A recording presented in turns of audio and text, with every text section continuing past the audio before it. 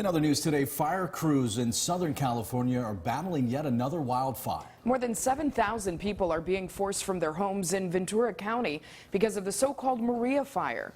It's just one of many to erupt across the state during a 3-week period of dangerous fire conditions. Some homeowners are choosing to stay to protect their property even though the flames are spreading quickly.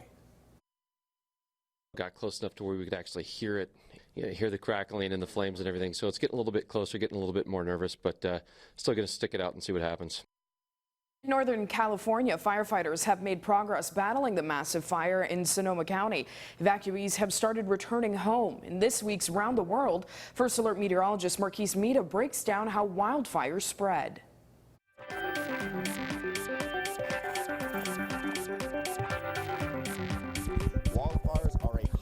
Summer weather headline, especially within the United States, where they're known to burn more than 5 million acres of land each year. A hot spot for this phenomenon is going to be the arid landscape of the Californian Valley, where over 20% of wildfires within the United States occur. We're going to head there right now, but before we get started, let's discuss what a wildfire is. There are massive uncontrolled infernos that pose not only a threat to landscapes, but also life. 90% of wildfires burned within the United States are caused by humans.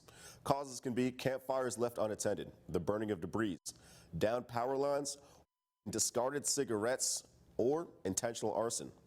The remaining 10% of wildfires are related to natural causes, such as lightning or lava flow. Throughout 2018, there were over 58,000 separate wildfires, which accounted for more than $20 billion worth of damages. In order for a wildfire to grow, you're going to need 3 ingredients. These are a heat source, fuel, and oxygen. Together, these factors are known as the fire triangle. But what about the Californian Valley creates the perfect conditions for these elements to manifest? Well, in order to see the bigger picture, you're going to need to start with the upper atmosphere. Here in the jet stream, fast-moving winds of over 200 miles per hour create a ridge-like pattern over the western portion of the United States. If you follow this pattern down to the surface, you'll find a high-pressure center where the winds rotate clockwise around it. Depending on the positioning of this pressure center, the winds will be pulled in from the northeast, picking up speed as they travel over mountaintops. 2 key components happen here. The process is called orographic lifting.